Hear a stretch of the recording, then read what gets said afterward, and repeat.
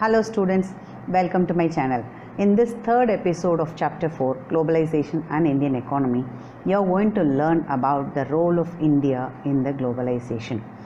After the entry in the globalization, how India faced the economy, whether it is positive or it is negative. In this regard alone, you are going to learn in this video. So can we start now? After our independence, the Indian government had put barriers to foreign trade and foreign investment.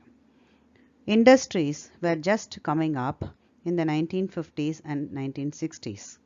So, the government wanted to protect the producers within the country from foreign competition. India allowed imports only the essential items such as machinery, fertilizers, petroleum, etc. But after 1991, Indian government wanted to remove these barriers because foreign trade creates competition which is beneficial for the customers and customer get goods at cheap rate with better quality. Indian producers can export their goods in other countries without any barrier and earn handsome profit. So in this way, in India, the Indian markets were opened for the foreign investment. So the trade barriers were removed in this part. This kind of approach in the year of 1991 in India is called in the name of liberalization.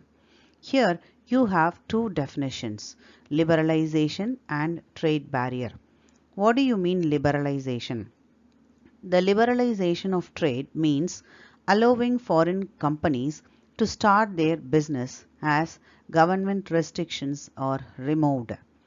Number 2, trade barrier. Some restriction on foreign goods like tax on imports. Government can use trade barriers to increase or decrease foreign trade and to decide what kinds of goods and how much of each should come into the country.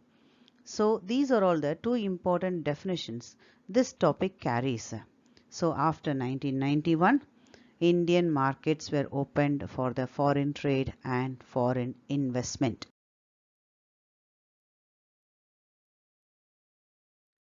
After removing the trade barriers, Indian government decided to attract the foreign investment in the following areas. That is, they opened industrial zones called in the name of Special Economic Zones SEZs are set up.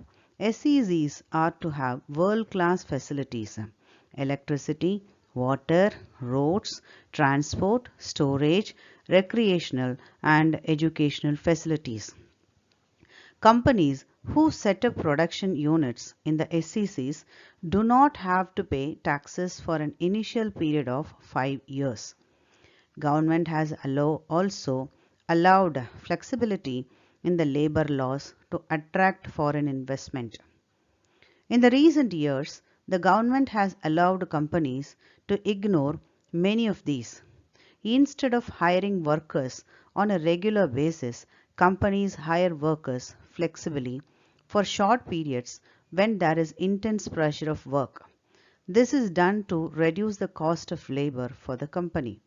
However, still not satisfied, foreign companies are demanding more flexibility in labor laws. In this way, Indian government after 1991 through the way of liberalization attracted many foreign investors. After the liberalization policy, many MNCs started investing in India. For which group of people this investment favored a lot? Mainly for the well-off community, it favored a lot. There is a greater choice before these consumers who now enjoy improved quality and lower prices for several products. Now, what are the products they focused in the Indian market? Cell phones, automobiles, soft drinks, electronics, fast food and banking. These are all the areas they invested a lot. Next one is our own Indian companies benefited and increased the competition. Third one, Indian companies, they started opening their branches in abroad also. So large Indian companies emerge as multinationals. Example, Tata Motors, Infosys, Ranbaxy, Asian Paints and Sundaram Fasteners. And above all, the investment by the MNCs created more job opportunities and increased the Indian economy. A coin has got two sides. One side already we saw the impact of globalization in a positive way. Now another side is a negative side. Here you have few examples in your textbook which gives the in detail information about in what way globalization has given the negative impact. One is rising competition, in what way a small producer completely affected because of the globalization policy, and on the other side a garment worker, how Sushila affected and lost her job, permanent job, then later on she enters in the unorganized sector. Through the way of reading this, we will come to know the negative aspect of globalization in India. Here you have the advantages and disadvantages of globalization in India. Positive effects of globalization: better quality products for consumers at lower price, wider choice, worldwide market for Indian producers, help in capital formation, employment outside India, access to better technology.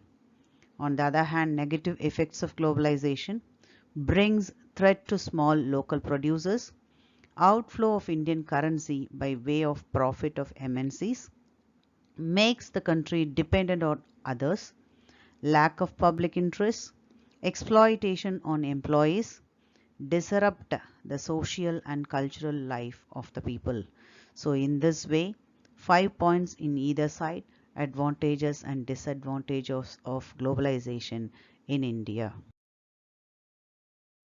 Dear students, would you like to know more about this chapter? So don't forget to subscribe my channel, give your likes, pass your comments. Don't forget to press the bell button for the future notification. One more episode yet to go for this chapter 4, Globalization and Indian Economy. Watch without fail. Bye.